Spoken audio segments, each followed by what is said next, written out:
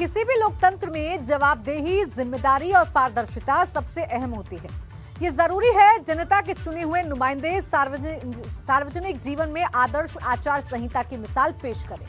CM योगी ने अपने मंत्रियों के लिए जिस आचार संहिता पर मुख्यमंत्री ने सबसे ज्यादा जोर दिया, वो नियमों की फाइल में पहले से मौजूद है, लेकिन इसे खुद पर लागू करने की पहल कम ही सरकारों और उनके मंत्रियों ने की।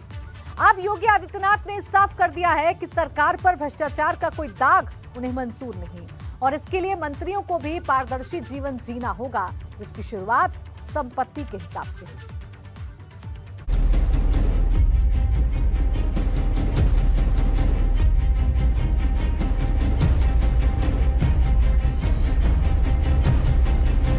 सीएम योगी का फरमान, मंत्रियों को देना होगा संपत्ति प्रमाण। भ्रष्टाचार पर लगेगी लगाम, पोर्टल पर दिखेगा वही खाता।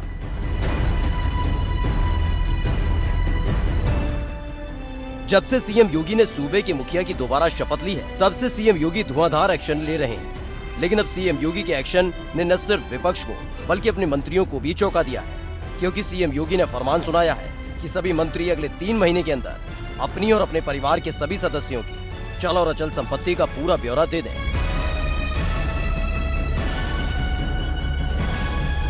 मतलब मंत्रियों को न सिर्फ अपनी बल्कि अपनी पत्नी, अपने बेटे, अपनी बेटी और बहू सभी की संपत्ति का हिसाब पोर्टल पर देना होगा। और सबसे बड़ी बात यह है कि ये नियम आईएएस और आईपीएस पर भी लागू होगा। मंत्रियों को यह निर्देशित किया है मुख्यमंत्री ने कि सभी मंत्री अपनी खुद की और परिवार के जो सदस्य हैं उनकी जो संपत्ति है उसका विवरण सार्वजनिक करें। केवल मंत्रियों के लिए ही नहीं बल्कि जो आईएएस अफसर हैं, आईपीएस अफसर हैं, पीसीएस अफसर हैं, उनके लिए भी मुख्यमंत्री ने ये दिशा निर्देश जारी किए हैं। भाजपा सीएम योगी के इस फैसले को ऐतिहासिक बता रही है, क्योंकि अब तक किसी भी सरकार ने ऐसा फैसला नहीं लिया। हम लोग के साथ साथ अधिकारियों को भी वो निर्देशित किए हैं कि जो आईएएस अधिकारी हों, पीसीएस हों, आईपीएस हों, सबको अपने चल अचल संपत्ति, अपने परिवार की संपत्ति का ब्यौरा देना होगा। इससे एक बहुत ही एक विश्वसनीयता एक समाज में जाएगी। सभी मंत्रियों को, सभी विधायकों को, सभी सांसदों को अपनी आय का प्रतिवर्ष होना चाहिए। माननीय मंत्रियों का ही नहीं होना चाहिए, सभी मंत्रियों के लिए क्या है और बहुत अच्छी पहल है। एक निश्चित मानक प्रारूप भी दिया गया कि किस तरीके से अपनी संपत्तियों का, अपने और अपने परिवार का। ये पहली बार होगा जब मंत्रियों की संपत्ति की जानकारी एक वेबसाइट पर होगी। मतलब किसी मंत्री ने किस महीने कितने रुपए कमाए, किस सोर्स से कमाए, किसकी संपत्ति कितनी बढ़ी, किसकी घटी, ये सब अब आसानी से देखा जा सकेगा। जानकार सीएम योगी के इस कदम को जीरो टॉलरेंस के तौर पर देख रहे हैं, क्योंकि अक्सर आरोप लगते हैं कि फला मंत्री ने इतने की संपत्ति बना ली, लेकिन अब हर चीज का हिसाब होगा और योगी की क्लास में होगा।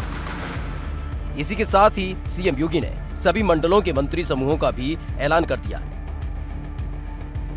उप मुख्यमंत्री केशव प्रसाद मौर्य को आगरा मंडल, उप मुख्यमंत्री ब्रजेश पाठक को वाराणसी मंडल, तो वहीं सूर्य प्रताप शाही को मेरठ मंडल, कैबिनेट मंत्री सुरेश खन्ना को लखनऊ मंडल, स्वतंत्र देव सिंह को मुरादाबाद मंडल, बेबी रानी मौर्य को झांसी मंडल, चौधरी लक्ष्मी नारायण को अलीगढ़ मंडल, जयवीर सिंह को चित्रकूट धाम मंडल, धर्मपाल सिंह को गोरखपुर मंडल, नंदगोपाल गुप्ता नंदी को बरेली मंडल, भूपेंद्र सिंह को मिर्जापुर मंडल, अनिल राजभर को प्रयागराज मंडल, जितिन प्रसाद को कानपुर मंडल, राकेश सचान को देवी पाटन मंडल, अरविंद शर्मा को अयोध्या मंडल, योगेंद्र उपाध्याय को सहारनपुर मंडल, आशीष पटेल को बस्ती मंडल, तो वहीं संजय निषाद को आजमगढ़ मंडल की जिम्मेदारी मिली।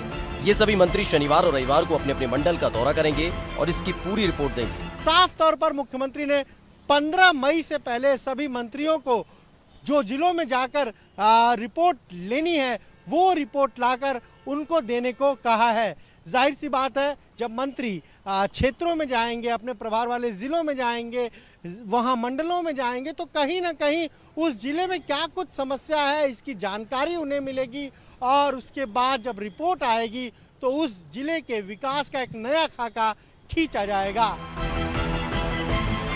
लेकिन सबकी निगाहें संपत्ति के ब्यौरे पर है, क्योंकि अब तक नेता सिर्फ चुनाव के दौरान, नामांकन भरने के दौरान ही अपनी संपत्ति का ब्यौरा देते रहे। लेकिन अब यूपी में हर मंत्री को, हर अफसर को अपनी पूरी कमाई का बही खाता सूबे के मुखिया को देना होगा। लेकिन मुद्दे की बात यह है कि क्या ये ब्यौरा सिर्फ एक बार देना होगा या फिर हर महीने इसे अपडेट करना होगा। Bureau report.